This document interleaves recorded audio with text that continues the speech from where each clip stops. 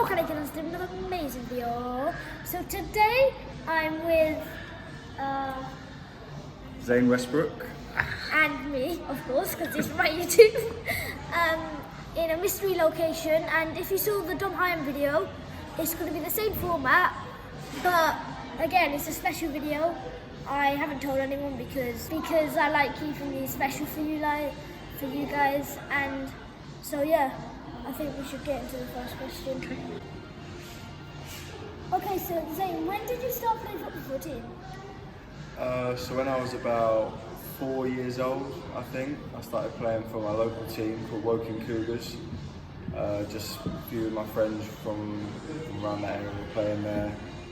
And then from there I went to Meadow Sports, which is another team, a bit better from where I'm from, so I'm from Woking in Surrey. It's about 100 miles away from here. But yeah, they were my first two Sunday League clubs.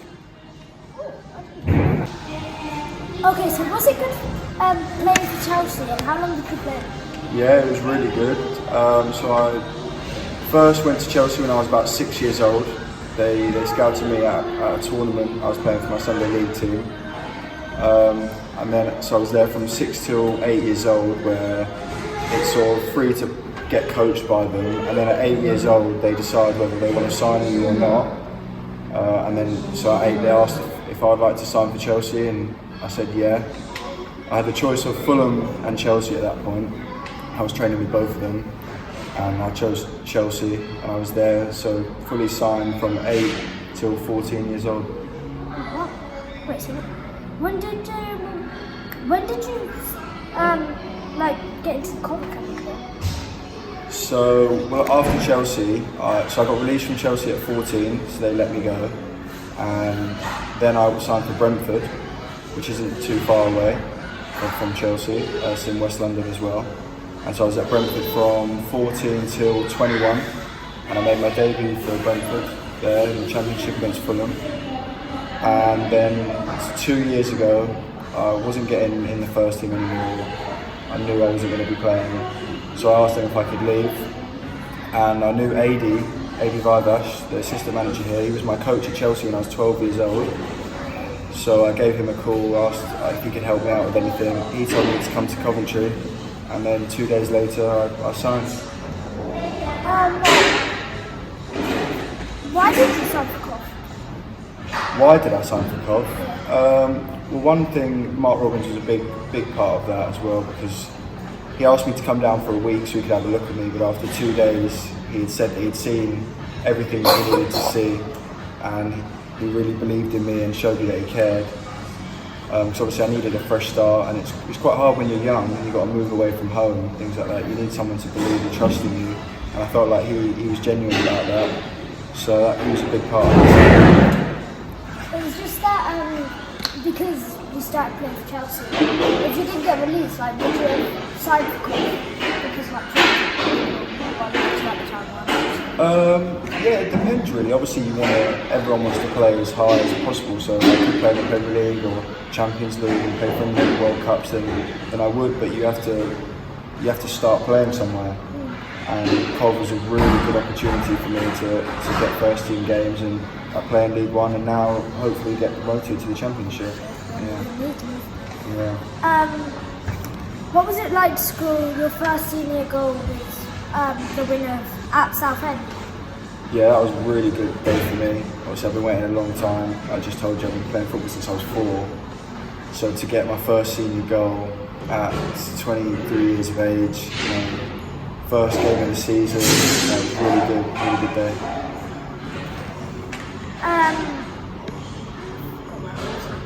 Do you have a special routine or superstition that you play? I actually have a lot of superstitions, which isn't a good thing. It goes to everything, down to everything like what time I eat my meals, and I put my left shoe on first. What I wear in the warm-up. I'm probably one of the most superstitious in the team. And something you probably won't have even realised is we've got quite a few superstitious people in the team, and when we warm up, there's one line that we're in the same order every single game from the first day. And we've added some people in, so Matty Goddard wasn't there on the first day, but he's added himself into the line. Now Jamie Allen's coming because he was injured at the start and he's behind me. So we've got about 6 of us that have been in the same position for every game. While we're on like kind of the topic of your warm-up, how's your warm-up coach like? Our warm-up coach? Yeah, he's a really good guy, Adam Hearn, really nice guy. We've also got Jason AD with the warm-up as well, doing the coaching. That's really good. Who's your roommate when you stop in like hotels? Brandon Mason is my roommate. He's been a really good friend of mine since I came in. He came just a bit after me because I sort of got the back end of the promotion season. I was training here, and then he was new from that summer, and we were both from London, both from London clubs, and we got on really well. So ever since then, we've been roommates. Do you practice a lot of your pins on and off the pitch? Because my dad, my cameraman, says you look like Young Beckham. Thank you. Yeah, I do. I practice a lot, especially when I was younger. I think it's a culture, definitely when you're at Chelsea, about being technical, being good with both feet, and you also have to establish what type of player you're going to be. So I think if you're really quick, then you need to work on dribbling a lot and maybe crossing, shooting at the end. But for me, I was never the quickest, I was never the biggest, so I had to make sure I worked on my both feet so I could kick it, so I could control it with both feet in case someone bigger or faster was trying to come and tackle me. I had to manoeuvre the ball and get rid of it. I mean, some of the passes you made this season, I mean, the one to Shipley when you just dinked it right over, you took out everyone. Yeah. That was just fantastic. I mean, I can remember Beckham doing that years and years ago, and I said to Ashley, wow, to get it right as you did, that must take loads of practice. Yeah, it does definitely take loads of practice. I think a lot of people in our team do have it, to be fair, but again, something like that, you need the run of shippers to be able to make that pass, and it makes me look a better player. He gets on the end of it and he scores, isn't it? So, yeah. What is it like to be a sub and come on and score? I haven't actually had that feeling yet of coming on and scoring. Obviously I've scored and that feels amazing when the crowd go crazy. It's one of the best feelings you can get being a footballer. Play for a school team and never score, then you score like back and then everyone's around you. Yeah, no, obviously that would be a good feeling. I mean, there's some people that prefer starting on the bench and coming on to score, and you sort of take the glory that way. I like to be a big part of the game, so when I think like the South End was probably the perfect day for me, really good performance, and then to get the winner is always really sweet. Is it a different mindset when you know you played to being a sub? Do you have to take your time, psyche yourself up, or are you ready from the first minute as a sub? You definitely have to be ready for the first minute because anything can happen. So injuries or someone gets sent off and you have to come on in the first minute. But you do have to prepare a little bit different because obviously if you're starting, you do have to be ready to go from the get-go. Whereas as sub, you sort of have to bide your time and think, when do I need my energy for? And then when you come on, if you've got 20 minutes or 10 minutes, you have to really go at it for that 10 minutes. But if you come on for, I don't know, if you come on at half time, you sort of have to play your way into the game and be a bigger part of the game instead of just being an influence. Yeah. What's the best part about being a footballer? The best part about being a footballer, I'd say is being able to have your family and friends come and watch you work.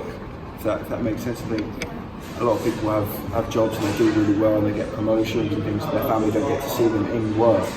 Whereas I'm really lucky that I have my dad come and watch me every game, and my mum comes up, my sisters come up, my uncle doesn't live too far away, come up, and it's really nice that they get to sort of watch you put in the hard work and get the rewards at the end of it.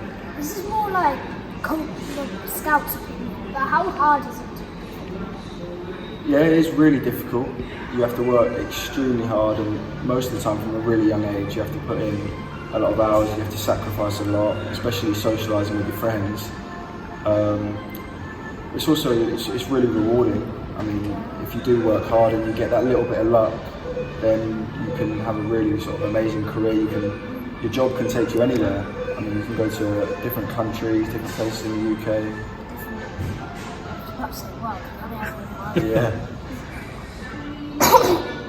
Have you signed a new contract yet? I haven't signed the new contract yet. at Coventry. Obviously, I've still got a year and a half left because there's an option for another year in the club's favour. So, which is we've already spoken about, that will be taken out. So, I think we've just got to put all our focus into getting promoted first, and we've had that conversation. And no one wants any distractions in the team. Everyone wants to be settled and focused. We get the promotion, and then we can sort out everything else in the summer. Yeah, please don't let him go. Don't let him go. Nah, I don't want to leave. I mean, I'm really settled here, and I love the team we're in. If we get promoted, then all the better. Do you and the team go out after winning the trophy and bond? We do have team bonding all the time. It doesn't have to be just when we win. I think the team we've got is a really good group of lads. Just like we're just all friends, so it's really good to go out. And I mean, there's boys that go out for coffee every day after training, or just go and have some food. And it's really good for that kind of socialising, because obviously everyone's from different parts of England, UK. People are from France, Holland. We've got people from all over the place. Wesley. Yeah, Wes is from France. Yeah. So it's really good that everyone can sort of get together and keep each other busy.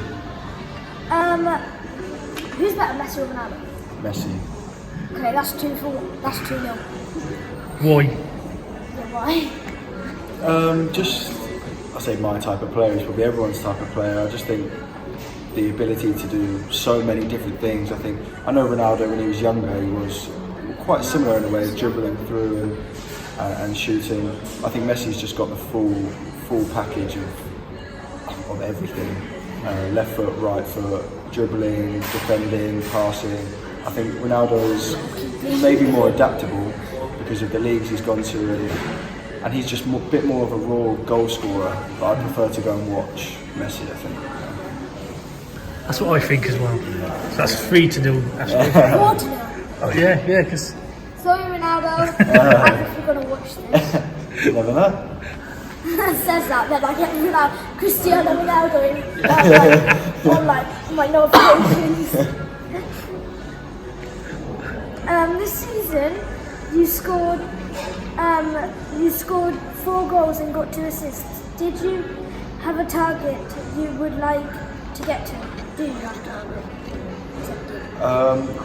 Well, that's in the league. So I think in all competitions, I'd like to get over 12 goals and assists combined in everything. Hoping I can get back on the pitch and help the team out.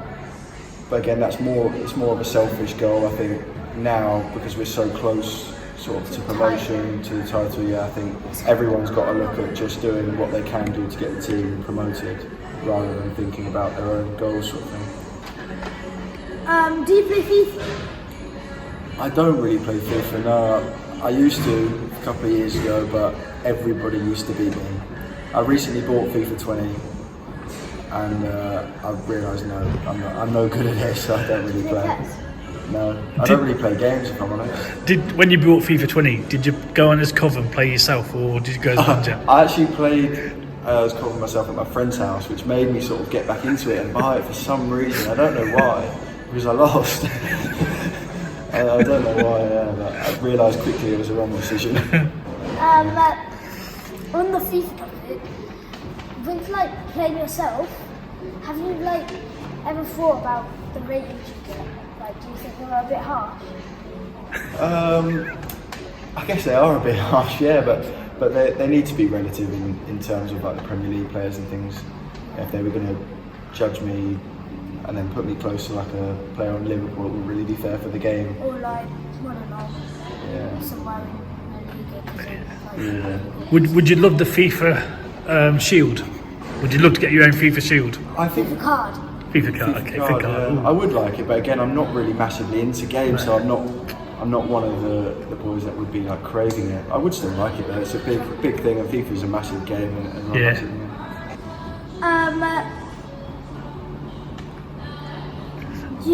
You are still young, so what ambitions do you have? I want to play in the top. I want to get to the Premier League if I can. Alright, just get promoted next season.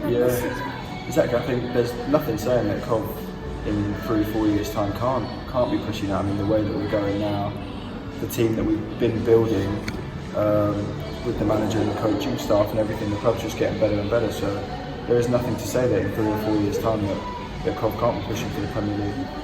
What's your favourite goal of all time? Not the season. My favourite goal of all time, or just a goal Your favourite goal that you've scored? that I've scored? My favourite goal. I think I would actually say the Southend goal. I know we spoke about it earlier, but that's the one that's meant the most to me. Because I think there's a lot of pressures in football that maybe a lot of people don't see, but because it is your career, there obviously is that pressure to perform. Yeah, and so I think scoring that goal, it took a lot of weight off my shoulders, and I thought, no, I can do this. I can be a big part of the team, and hopefully I'll prove that in 20 or 30 games after that play. What is the shock when was it a shock when Tom Bayliss left and you came into the team? I don't think it was a shock. I think he was playing really well and he was really young, and I think it was only right that he tried to take his career to the next level. So obviously then that works out for him, and it also worked out for me because I wanted to push my way into the team here at Coventry. I mean, look at us now, we're flying, and I played a big part of this season, and I'm happy to say that. Thanks a lot. Thank you very much. Okay, so I've just finished the interview with Zain Westbrooke. I want to say a massive thank you to him for taking time out of his day to come down here in the mystery location, still not going to say, and let me interview him. So yeah, make sure you like, subscribe, and to that notification bell. It's good.